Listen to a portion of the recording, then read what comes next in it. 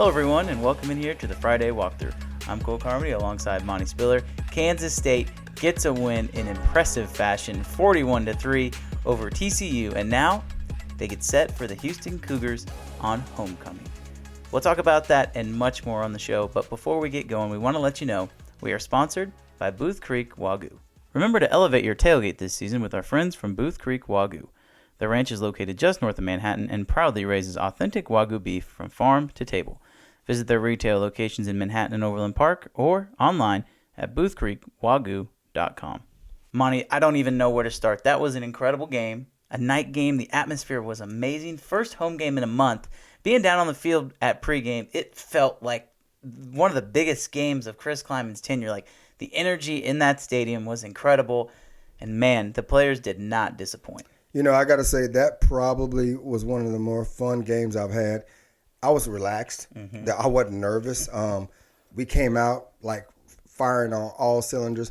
I got to say, I don't know whose idea it was, if it was Coach Klieman's or if it was Coach Klein's idea to play both quarterbacks and then run a jet sweep to Avery. That was just perfect. So nobody could complain about we should have started Avery, we should have started Will. That was a perfect play call. I loved it. Well, I'm happy you started there because that's exactly where I wanted to start. Let's just talk about the quarterbacks. I mean, that's obviously everything that everyone wants to talk about. But it is interesting. On the TV broadcast, they said before they ran out there that both quarterbacks would be on the field to start the game. I think Kleiman might have told them pregame, like, hey, this is gonna happen. And sure enough, there's Avery Johnson lining up at receiver. There's Will Howard lining up at quarterback.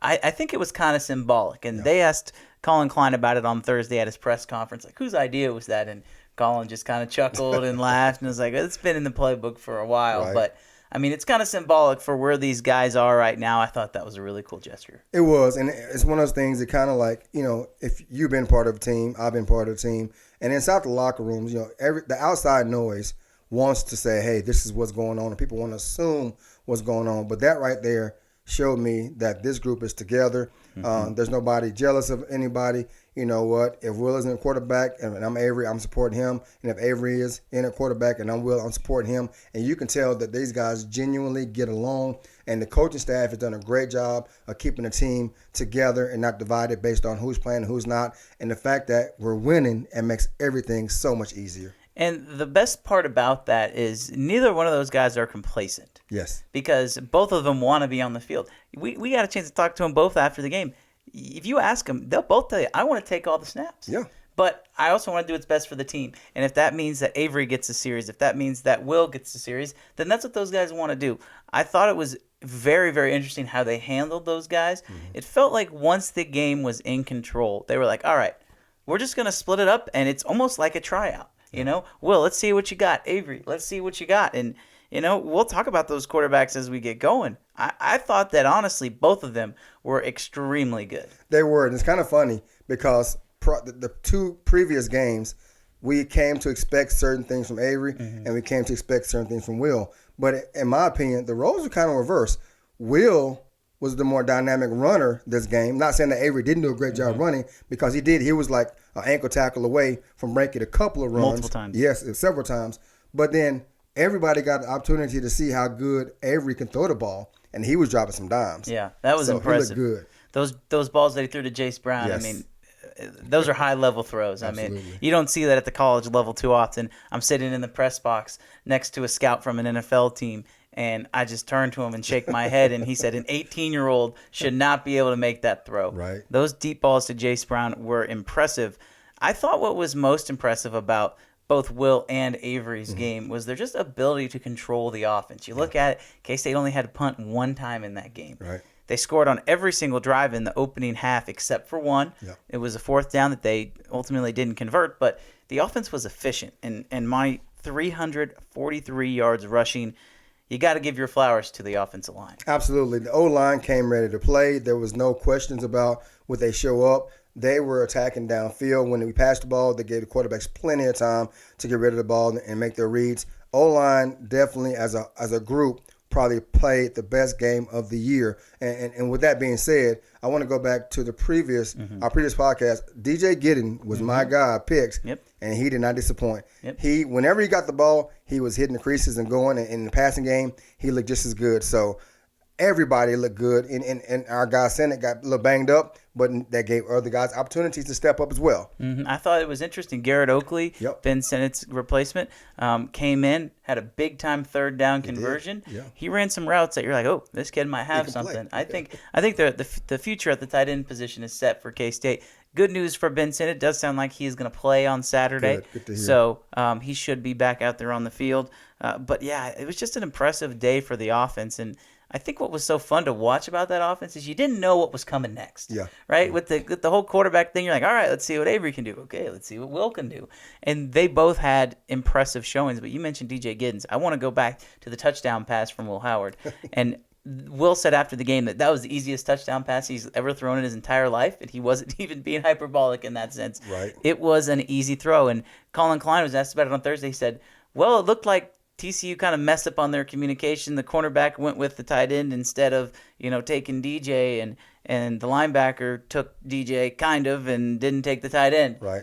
And so when he threw the swinger out, it was wide open, and it was impressive. It was, and he made the right read, and DJ was in a great position. And the backer, he took DJ late. He took a bad angle, and I'm sorry, at this day and age, you take a bad angle against these running backs, no matter who you're playing against, he going to get gone, and he did. And once he hit that corner and the linebacker took the angle, I knew it was over. He housed it, and he was having fun. The guys were going crazy. They looked comfortable, and I think we could have put up a lot more points if we really wanted to, but it was a well-played game. And how about the touchdown pass from Will Howard to Will Swanson at the end of the game, too? The way those guys celebrated with Will Swanson told me all I needed to know about that locker room. That was impressive. You see the referee mark him short. He puts his hand up, and he's short, and then they review it, and he scores a touchdown, and everybody goes crazy for Will Swanson. That's a guy who does all the dirty work, and so you could tell Colin Klein wanted to get him a touchdown, but I mean, they were having fun on Saturday, and the offense was rolling. They were, and it's one of those things where we're getting healthy at the right time.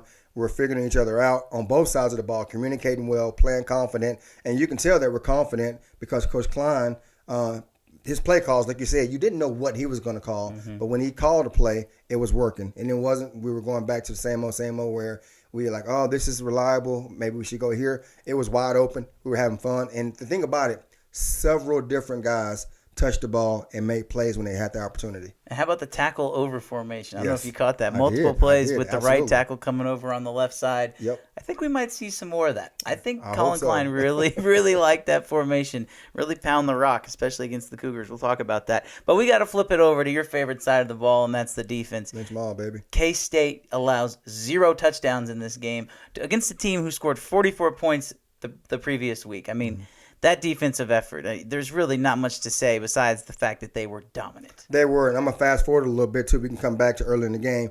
But towards the end of the game, TCU was driving, and K-State, the guys that were in for K-State, the backups were not letting it happen because any guy knows that you play defense. If you're a backup and you allow a team to score, you're going to hear it from the starters and the coaches next week. So they had a pride about themselves. We're not letting these guys score, and they didn't. And you can tell how those guys kind of both their neck. They were ready to ball, and they made a play when it needed to be done. And that gives me more confidence in the young guys as well in pressure situations where they can come up and make big plays also. But the defense played phenomenal the whole game. And I want to talk about that while you're on that point.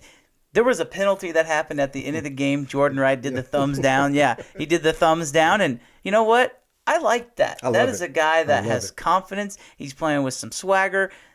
I'm sure he probably heard about it on the sideline. But for a backup to come in and be like, you know what? No, you're not catching that ball on me. I don't care who you are. That just kind of that's the mentality of the defense right now. We said the secondary was going to improve, and Monty, I'll be honest. I think right now that might be the strong suit of this team. They're flying around, man. I tell you what, the depth is there. We're healthy, like I said before. There's confidence, and guys are flying to the ball, hitting you in the mouth, breaking on balls. If you're going to try to run a slant route, Parrish is jamming you on the line, and he's not letting you get the ball. It's confident defense. We're communicating well. And like you said, the secondary is playing like a secondary of old from last year. A bunch of veteran guys that no matter what you throw at them, they're going to adjust and make plays. And that game this past Saturday let me know that we're going to be okay. Shout out the Sunflower League. Jacob Parrish, starting corner, Olathe North High School. Keenan Garber, starting corner, right. Lawrence Free State High School. I mean, there is some serious talent in the state of Kansas. You throw in the fact Des Purnell, who we've talked about at length on this show, second leading tackler behind Parrish in that game. It's pretty cool. And as the high school playoffs get rolling here in Kansas, it's cool to see all these Kansas kids making an impact. But I look at Keenan Garber right now, and Will Lee was healthy enough to play in this game, and he played. Yeah. Will Lee's going to be even healthier this week.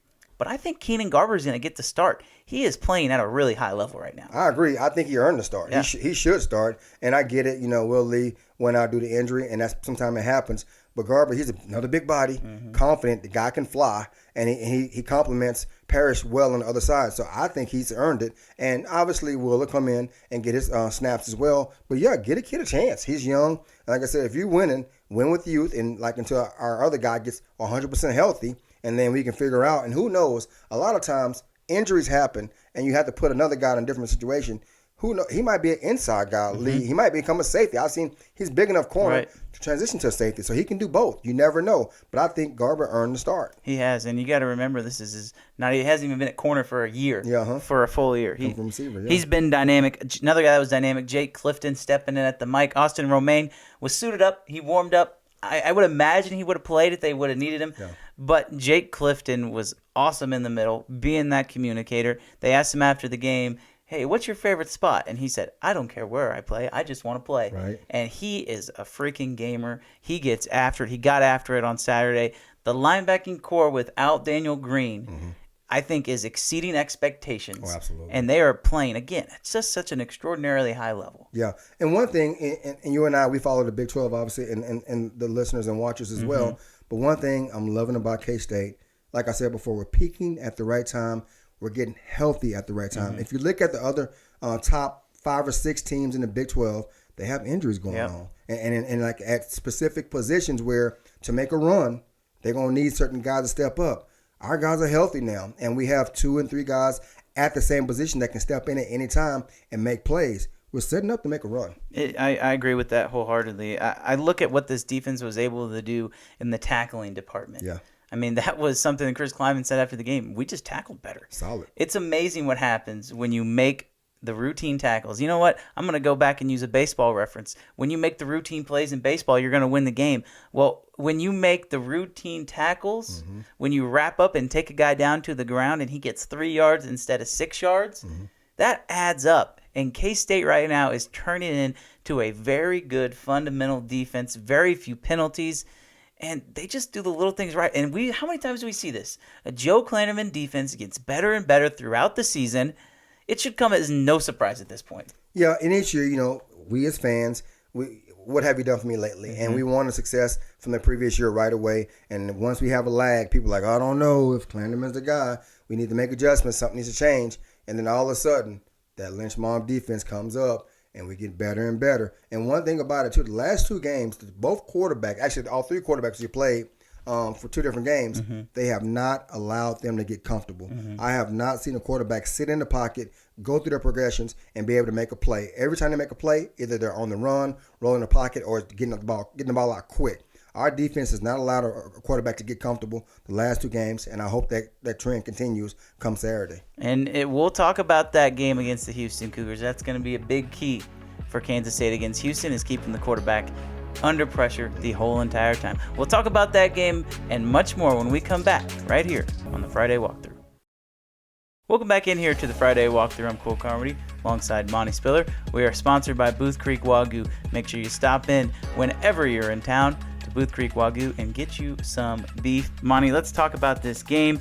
Kansas State versus Houston. Houston is 3-4. Before we get into the offense and the defensive side of things, I want to look at the intangibles for Houston, because you look at their last 2 games, and it has been one heck of a roller coaster. They win on a Hail Mary against West Virginia when they should have won before that. Right. They gave up a last-second touchdown with 12 seconds left, and then Donovan Smith throws the ball 50 yards down the field. They catch it. They win their first Big 12 win. That's a big win for them. Dana Holgerson beat his former team. Big deal for the Cougars. Well, then they get Texas. They fall behind 21-0.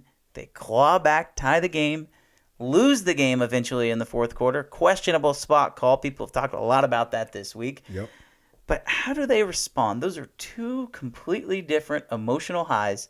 Now they have to leave the state of Texas for the first time, and they've only left the city of Houston one time prior to this game. Yeah. Brand new things. The intangibles seem to be lining up for K-State, but maybe, just maybe, Houston might find a way to right the ship. But it's interesting how this is all setting up. Yeah, it's a lot of variables going into this game. For me, first of all, it's still hard for me to say Dana Holgorsen and not think about West Virginia football for so many years. He has his success there, in the Big 12. And obviously he's the head coach of Houston. But, yeah, you're correct. They haven't left the state of Texas or the city of Houston for that matter. And a lot of things going into it. And Coach Holgorsen knows he's been around the Big 12 long enough. He understands Manhattan. He understands Little Apple. He understands our fan base. He knows what those guys are coming into. He's not a new coach in the Big 12, not knowing what's going on. But on the flip side, he can tell his players, this is what's going to be like. But until they experience it themselves, they don't know. Yeah. And it's one of those things with the weather here. It could be potentially raining, 11 o'clock game. K-State understands what's at hand to continue to work towards the top of the Big 12 again. But I don't know if Houston will truly understand the significance of this game until later in the second quarter or until after the first quarter, after they got an opportunity to see what it's like to be here in Manhattan. But I'm excited. And I want to ask you this question, being from Texas, right? Because there are guys on Houston. Sure, a lot of these guys are experienced college football players. They've come from different places. They've played. But when you spend so much time in an environment that is, let's just be honest, hot. Like this is not Dallas. No. The difference between Houston and Dallas, people don't realize there is a long distance between Dallas and Houston. Yes. It's like being in a different state, when you look at what the weather is like. That team traveling up to Manhattan, it's going to be low 40s. It's going to be rainy. Like we mentioned, they haven't been outside of the state. Even if you've played in it before, there's going to be an adjustment period, is there not? It is. It's going to be. It's not going to be as cold as it could be, obviously, but it's going to be a little cooler than they used to. And then the weather, the rain could play a factor as well. Like you said, Houston is a lot more humid than the Dallas area. So even me as a kid growing up in Dallas, whenever we would travel to Houston for certain things, I would complain about the humidity like instantly, like this is crazy.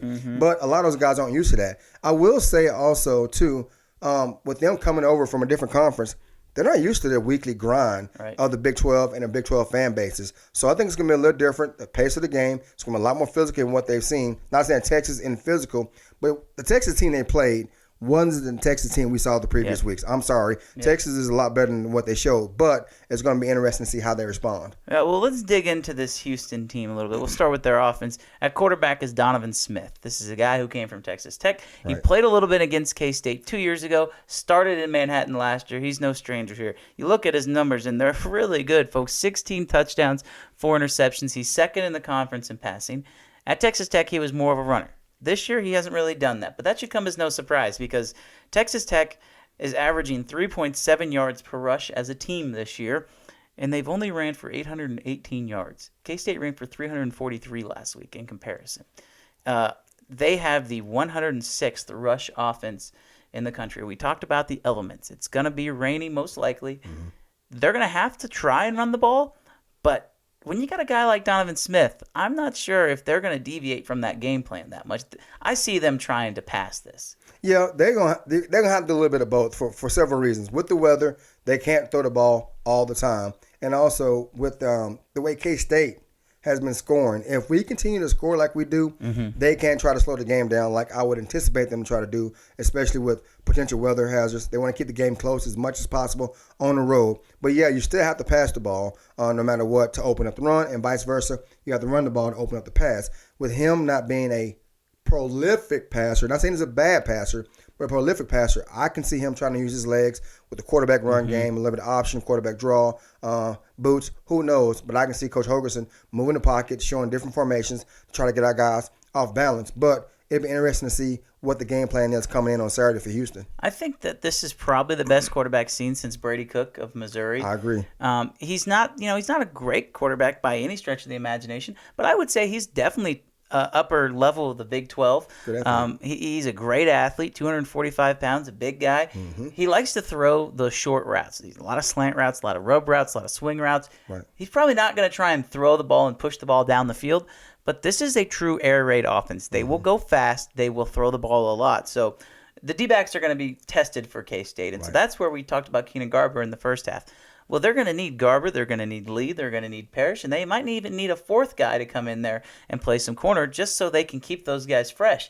It's going to be interesting to see because there's a lot of different variables for K-State on this defense, and you know what? It's almost a good thing that some of those guys miss some time because they're going to be called upon. Yeah, absolutely. Our secondary will be challenged. I'm glad they're playing well right now because the confidence is high. But one thing a lot of people don't think about, the back end and secondary, the safeties in the corners are great. But I want to go back to the linebackers. Desmond Purnell can run with pretty much any player on the field unless it's just like an outside slot guy. Outside wide receiver that can just totally fly. You can eliminate a slot guy or a tight end that cause problems deep with the vertical by having an athletic Desmond Purnell on the field. And also you can go bracket on the backside to cover up some holes that may be potentially threatening. But I'm not concerned about K-State, but I am interested to see how they respond against a different type of passing game. And I look at this Houston offensive line, and I see a spot where K-State can expose the Houston offense because you go back and you look at the tape of this offensive line, and I mean this in the nicest way possible, but they are just not very good. No. And they're not as good as these teams that K-State's played. And you know what? I'm sure Kleinerman and Kleiman are looking at the tape going, these guys are probably, if you were to compare the teams that they've played, the offensive lines, you know what? They might be the second worst, right, by SEMO. I would argue that, Troy's offensive line is better than them. So this is going to be a game where K-State can get after the quarterback. I could see K-State trying to bring some zone blitzes because if they are ahead by, some points, we'll talk about the offense here in a little bit, it wouldn't be a bad idea to say, okay, we're not going to get beat over the top. But we're going to mix in some zone blitzes. We're going to bring an Austin Romaine who will be back this week. We're going to bring a Jake Clifton in on a blitz, and we're going to get to the quarterback and make him gun-shy. Because whenever Hoover was gun-shy last week against TCU, he made mistakes. If they can get Donovan Smith gun-shy, it's going to be a long day for Houston. Yeah, I can see. Yeah, and I can see K-State bringing pressure from the zone or man blitz for that matter. But I can also see Houston knowing that our O-line is not comparable to K-State's D-line and scheme and system. So I can see them actually bringing in the H-back to go max protection, give a little more time for the quarterback or tight end or additional fullback, to help out in the backfield, to give him time to get his reads. And only thing about that is that eliminates 4-man routes, that brings you down to 3-man routes, and maybe the H-back or the fullback out of the backfield late on a check down. But if they're running check downs, K-State's fine with that. Make them dink and dunk us and beat us. And I don't know if Houston has the patience to do that. No, I agree with that. And, I like to highlight some players on the opposite team. Got to watch. We talked about Donovan Smith. From the receiver aspect, there's one guy K-State fans, it'll be hard to miss. Joseph Manjack. He's number 0. So anytime somebody wears number 0, he's hard to miss. But he doesn't wear gloves. He doesn't wear sleeves. He doesn't wear anything. He looks like he's straight out of the 1970s. So if you see a guy running around out there that looks like he shouldn't be there because he doesn't have any gloves on, that's Joseph Manjack. But he's been really good for Houston. He's their second leading wideout, USC transfer. That's a guy that K-State's going to have to keep an eye on. He's one of Donovan Smith's favorite targets. Let's flip the ball over and talk about this K-State offense a little bit. Right. Okay, I'll just throw you some stats, Monty, and you tell me who you would start at quarterback if they named Monte Spiller offensive coordinator at Kansas State. Houston, 90th in a rush defense. They started in a 4-man front. They moved to a 3-man front against Texas. They've also given up at least 28 points in every single game during conference play. I look at this matchup, and for me, I see a game plan that could be repeated just like K-State did against TCU. Is that how you would do the quarterbacks, or are you thinking something different? No, I would stick with it. Like, if it ain't broke, don't fix it. And the thing about it is both quarterbacks are playing phenomenal right now.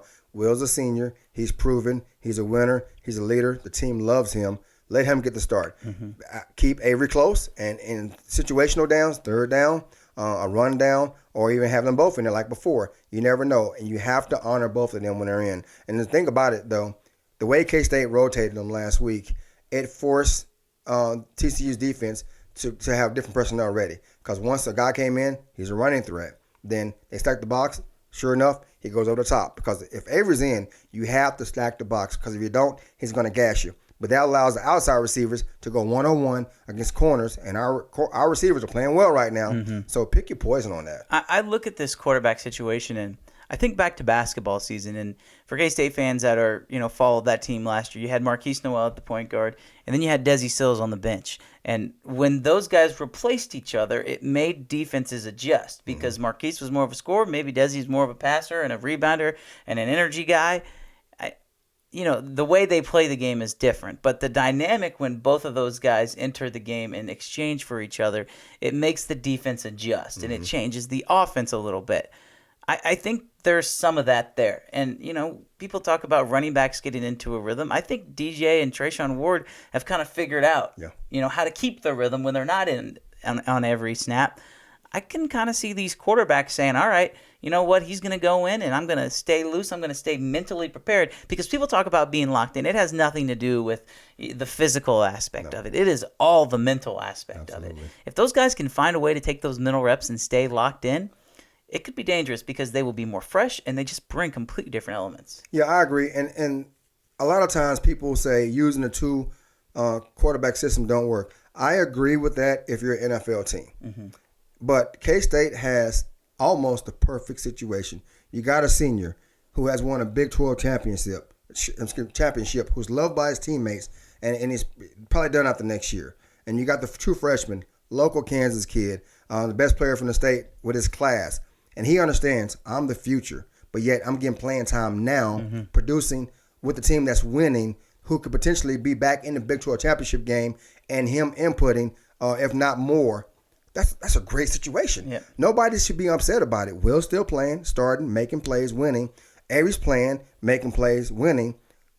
We're all happy. Yeah. We're all happy. So it's a great situation. It is, and I think it's going to continue to be a great situation until somebody proves that they shouldn't be on that mantle, which honestly I don't think is going to happen. Both of these guys have been rock solid. Like I said, I look for K-State to just obliterate Houston with the run game in this game. You throw in the weather, and it's going to be run city all day. Houston 90th in run defense. They're stuck between, do we run the 4-man? Do we run the 3-man? Maybe the 3-man was just a thing for Texas to try and guard all those playmakers that they have in space. If they have a light box, though, I just see K-State running it down their throat. And I hope that's the case. Honestly, if we don't need to throw the ball a whole lot, don't. I get it. Guys want to get the numbers. You want to spread it around a little bit. But on a game like this, if you can run the ball, keep the clock moving, and we're up by a significant amount, keep doing that. I will say, Houston is a young team. They're not bad, but they're not complete in all areas. But I will say, watching a couple of their games, if you give them any type of hope, they're a confident group, and they're cocky and they chirp. I know how Houston boys are. They're confident, and like I said, Texas people. I'm case in point. They are a prideful people, and I'm telling you, you get us boys some hope. Watch out. So K-State needs to squash any hope that they have from jump, get on them early and often, and leave no doubt. Don't give them any hope, because if you do, kind of like the West Virginia game, they'll come back and win. Texas game, they almost came back and win. And so we don't want that to be the case. So we have to squash them, finish the deal early, and get that win. So I'm looking forward to the game. Especially when you jump out at home. Yeah. There's a difference between playing Texas at home like they did and then going on the road and playing K-State. If K-State gets up in the first quarter and then they keep that lead, they don't even have to extend it. And if you are up by 2 scores, even 3, especially 3 scores, but if you're up by 2 scores at halftime, I think regardless of who gets the ball or any of that kind of business, K-State's sitting pretty. I mean, you're right. They've got to jump on them early, and I think it starts with setting the tone. Houston has not seen this kind of physicality. Texas, they threw the ball a lot, especially until Quinn Ewers got hurt, which might have been another reason why Houston was able to stay in the game. But until Ewers got hurt, they were throwing the ball. K-State's going to run it down their throat, and they're going to make them stop the run, and I don't think they're going to be able to do it. So as we move into our predictions portion of the show and wrap it up, I want to throw a wild card because there's another big game in the state of Kansas that is happening at 11 o'clock, and it's not in Manhattan. It's in Lawrence. Kansas plays Oklahoma. They host them for Big Noon Kickoff. Just give me your thoughts on that game. Well, me being a K-Stater, I have no love for KU, and I never will. And then Brent Venables being one of my old coaches at K-State, a K-State guy, a Solana guy, and Brent and I are good friends, and I care for the guy dearly. He's a great coach, and I'm glad he's having success, unless K-State's playing him. But I'm thinking OU is going to go there. KU's offense scares me. I'm sorry. They still do. Without Daniels in there, their schemes are incredible. I'm not sure who is in charge of all their schemes, but they do a really good job of the schemes. Their defense, not so much. Their defense tends to give up a lot of runs, a lot of points. So I think OU wins by 14, but KU is going to keep it close early into late into the third quarter. But I think OU pulls away based off of KU's defense not being able to stop them. Yeah, I'm frustrated. That game's at 11 o'clock. I wanted to watch that one, agree. too. Let's talk about our game, and I'll ask you for your prediction. In this one, give me your MVP and the final score. Man, so MVP is kind of tough this week. I went with DJ the last 2 weeks, and he has the potential to do it again. But I can see – I'm going to go with Will. Will Howard MVP because he didn't play a whole game last week because he didn't need to. But I want to see him get a little more touches later in the game just because I don't want the game to be close. But I'm going to say Will MVP, and I'm going to go 45-17. 45-17, and you said Will Howard as MVP. Yep. I am going to be along the same lines as that with your score. I'll say that here in a second. But for my MVP, I'm going over to the defensive side. Okay. We feel like Houston's going to throw the ball a lot. I'm looking at that secondary, and specifically I'm looking at the senior leader in Kobe Savage. He got 2 picks against Texas Tech. Mark him down for 2 picks against Houston and Donovan Smith. K-State and Kobe Savage will win this game on the defensive side of the football. The final score, you said 45-17. I'm right along those same lines, too. I think K-State gets it done. I do think this might be somewhat of a close game in the beginning portion, but then K-State will kind of take off, much like we saw against Texas Tech. I'll take a 42-14 final. I think that seems to be the consensus. The spread was 17. You and I both agree K-State will win and they will cover. Either way, it's going to be a great morning of football at Bill Snyder Family Stadium. If you're going to the game, bring your ponchos. Yes. It might rain, so be prepared for that. If not, enjoy the game wherever you are, and we'll talk to you next Friday.